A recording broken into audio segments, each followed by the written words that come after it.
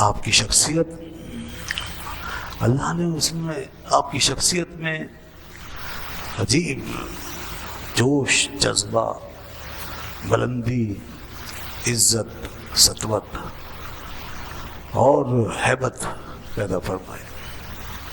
ایک مکمل شخصیت ہے آپ، ایک مکمل انسان، اس میں روب، دبدبہ بھی ہو، ہیبت بھی ہو، اور اندر سے جس کے اندر نرمی ہو، لوگوں کے لیے ہمدرد ہو، خیر خواہ ہو۔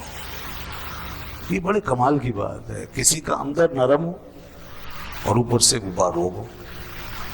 ایک مکمل شخصیت، پرفیکشن ہے، ایک شخصی کمال ہے، شخصیت کی پرفیکشن ہے۔ باہر سے ہیبت، روب و دبدبہ، اور اندر سے دل میں نرمی۔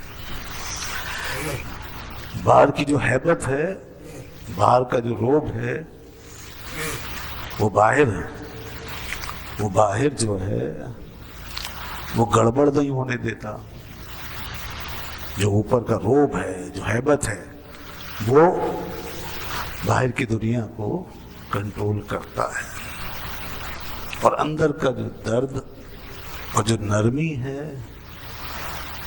وہ انسان کو بگڑنے نہیں دیتا، ظالم بننے نہیں دیتا، کسی کے ساتھ زیادتی ہونے نہیں دیتا۔ حضرت عمر رضی اللہ عنہ کے یہ دو پہلو جو تھے، یہ بہت شاندار، بھرپور طریقے سے آپ میں پائے جاتے ہیں، اور آپ نے اس کا اظہار کیا اور اس پہ اللہ کا شکر ادا کیا۔ ایک موقع پر آپ نے کہا کہ اللہ کا شکر ہے، الحمدللہ، کہ اس نے میرے لیے لوگوں کے دلوں میں رعب رکھا ہے، اور لوگوں کے لیے میرے دل میں محبت، ہمدردی اور رحمت رکھی ہے۔ میرے اندر نرمی رکھی، لوگوں کے دلوں میں میرے لیے رعب ہے، ہیبت ہے، اور میرے دل میں لوگوں کے لیے نرمی ہے، ملائمت، رحم دلی ہے۔ یہ تھی وہ شخصیت۔ یہ دو جوہر جو ہیں اگر انسان کے اندر پیدا ہو جائیں تو وہ پھر ایک کردار ادا کر سکتا ہے، کوئی ماحول بنا سکتا ہے، وہ کسی سسٹم کو چلا سکتا ہے۔ ہمارے یہاں یہی تو ہے، قیادت کی دنیا میں، انتظامی معاملات میں، اداروں کی سرپرستی کرنے والے، ملک و قوم کو چلانے والے، یا تو اوپر کی ہیبت سے خالی ہیں یا اندر کے درد و محبت سے خالی ہیں۔ ہیبتیں تو پیدا کر لیتے ہیں، مصنوعی ہیبتیں بھی پیدا کر لیتے ہیں، روب تاب بھی بہت ہوتا ہے، مگر اندر سے دل خالی۔ دلوں میں درد کہاں سے لائیں گے؟ وہ اس میں تو درد پیدا ہی نہیں کیا گیا۔ اس لیے ان کے ہاتھوں سے دیکھیں مخلوق خدا پر کیا بیتتی ہے، کیسی کیسی تکلیفیں پہنچتی ہیں، اداروں کا کیا حال ہوتا ہے، خلق خدا کی کیسی چیخیں نکلتی ہیں۔ مگر سیدنا عمر فاروق اعظم رضی اللہ عنہ کا معاملہ اس لحاظ سے پرفیکٹ تھا۔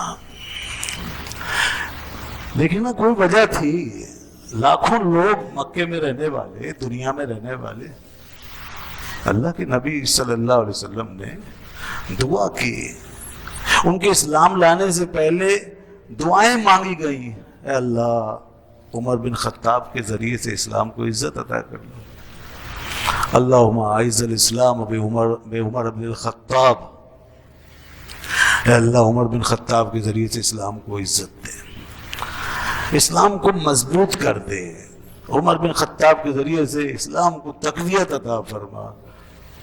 اللہ تو پھر وہ جب ایمان لے آئے، اور ظاہر ہے کہ یہ انہی کا حصہ تھا، تو ایمان لے آئے، اور جس دن ایمان لائے اس دن مومنوں کے درمیان خوشی کی لہر دوڑ گئی، اہل ایمان کو تقویت مل گئی۔ یہ پہلا موقع تھا جب ان کی ذات اور ان کی شخصیت کے ذریعے سے اہل ایمان کو تقویت حاصل ہوئی، مسلمانوں کو تقویت حاصل ہوئی، اور وہ جو عزت فرمایا اسلام کے لیے یہ ہے، وہ اس کا مظہر۔ مسلمان مضبوط ہو گیا، ایک دوسرے کو بشارت دینے لگے، نعرہ تکبیر بلند ہوا، فضائیں گونج گئی، دشت و جبل گونجنے لگے، اتنے خوش تھے مسلمان. آج عمر مسلمان ہو گئے، آج عمر ایمان لے آئے.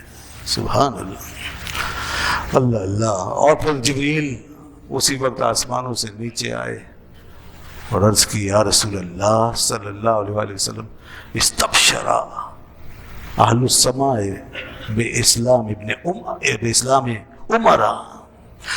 عرض کی یا رسول اللہ جس طرح اہل زمین خوش ہیں عمر کے اسلام لانے پر، اسی طرح اہل آسمان یعنی فرشتے بھی خوشیاں منا رہے ہیں، ایک دوسرے کو بشارت دے رہے ہیں کہ عمر اسلام لے آئے.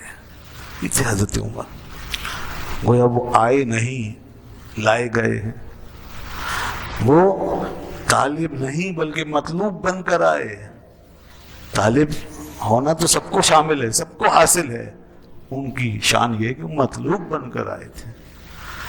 وہ مانگے گئے تھے، وہ ان کو طلب کیا گیا تھا. اسی لیے ان کو کہا جاتا ہے مراد رسول صلی اللہ علیہ وآلہ وسلم. رسول اللہ صلی اللہ علیہ وسلم کی مراد تھے، وہ مطلوب مصطفیٰ تھے، مراد مصطفیٰ تھے صلی اللہ علیہ وسلم. سبحان اللہ. اور پھر اللہ نے ان کو وہ کمالات عطا فرمائے. جب صحبت نبوی حاصل ہو گئی پھر کیا بات ہے، پھر گویا خیر و برکت کے دروازے کھل گئے. پھر اپنے اپنے حصے کے مطابق لوگوں نے فیض پایا. صحبت میں نے جیسا کہ پچھلے جمعے میں عرض کیا تھا، صحبت جب حاصل ہو جاتی ہے پیغمبر صلی اللہ علیہ وسلم کی تو پہلے ہی لمحے میں انسان صحابی ہو جاتا ہے. صحابی اسی کو کہتے ہیں.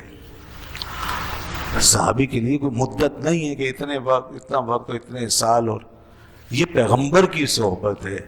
آپ کی اور میری دوستی میں لوگوں کو سالوں لگتے ہوں گے، مگر پیغمبر کی صحبت یہ معجزانہ صحبت ہوتی ہے. ان کی صحبت میں جو گیا، قرآن نے کہا والذین معہ، جو ان کے ساتھ ہوا. بس ساتھ ہونے کا مطلب ایک لمحے کے لیے بھی اگر ساتھ ہے تو پیغمبر کی عظمت و شان کا تقاضا یہ ہے کہ وہ صحابی بن جائے. یہ عظمت ہے ان کی.